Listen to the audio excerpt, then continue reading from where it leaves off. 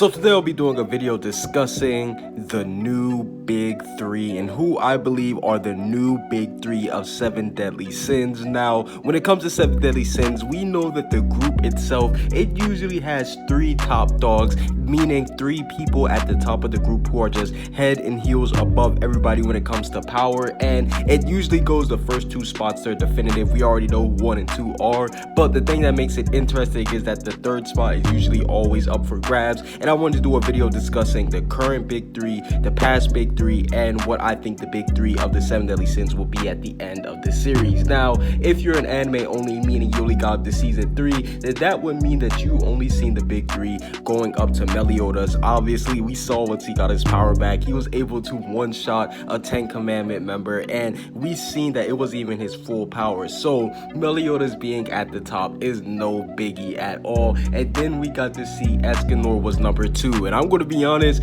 Escanor might have been stronger than Meliodas in the anime. Yeah, you guys heard me right. The way how they hyped up Escanor was done perfectly. I never even seen them hype up a character this great. I mean, even in the anime opening, they had Escanor saving the day. So that just goes to show you that Escanor, he was definitely either the strongest person or he was the right-hand man. And as for the final member of the big 3 for the anime onlys, I would have to say that it's Merlin. Now, this one is a toss-up only because I think you can argue King, even though King, it might be a little bit hard to argue that because I do think that Merlin was stronger, but we saw that she was pretty much the only person left who could actually hold their own against one of the 10 commandment members from the 7 deadly sins. So as far as the anime only do go, I do believe that the first big 3 did consist of Meliodas, Escanor, and Merlin.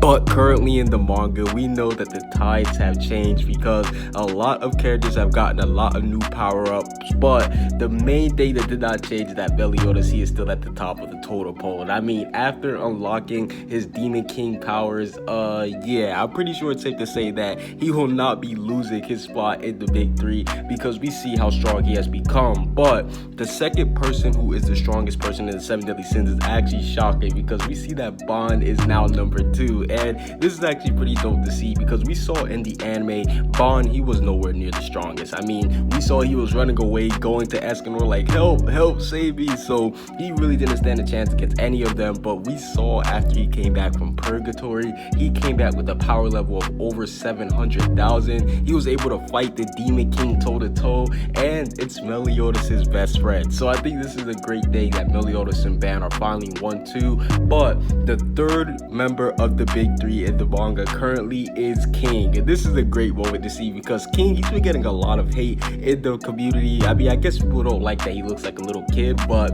we seen after he ended up getting his wings back, he became a boss. He ended up having the best glow up in all of anime history, and he is now one of the strongest members. He might even be on Bond's level when it comes to how strong he is because we know that he hasn't even gotten the full power of his wings yet. So currently the big 3 consist of Meliodas, Bond, and King. But at the end of the series, I do believe that the new big 3 will have its new members in there. And like I said, Meliodas, we're not even going to talk about him because it's obvious that once he actually becomes the full Demon King and the ruler over the demon realm, no one's going to be able to touch him. So he's obviously going to be number 1. But number 2, I'm going to have to say Escanor. And the reason I'm saying Escanor is because once he gets his power back from Mael, because we know that Mael, he currently has Escanor's powers, I believe there will be a huge power boost. He'll be able to learn how to use the Sun Grace correctly from Mael, and not only that, but we'll finally be able to see what his full powers can be. Plus he'll have his axe back. Like, I think that Escanor, once he gets his powers back, he will definitely be one of the strongest humans, if not the strongest human in the whole series. And the 3rd and final member of the big 3, who I think it will be, is Gowther. Now, I know a lot of people, they must be thinking, whoa, why Gowther? But just hear me out. We know that he is a high class level demon to a point where he was able to trick everybody in the series and brainwash everyone. And we saw that he even created a doll, because we know that the Gowther in the 7 deadly sins, that's not even his real body, but he created a doll that basically is very overpowered now that he has his heart. And I think that he will end up using the doll to bring his real body back into the series. And if we end up seeing Gowther at full power, his human, or I guess you could say his demon form at full power, then I think that he will definitely be one of the members of the new big 3 for the 7 deadly sins. But overall, who do you guys think are the members of the big 3 for 7 deadly sins? Comment what you guys think down below. Subscribe if you haven't. Peace out.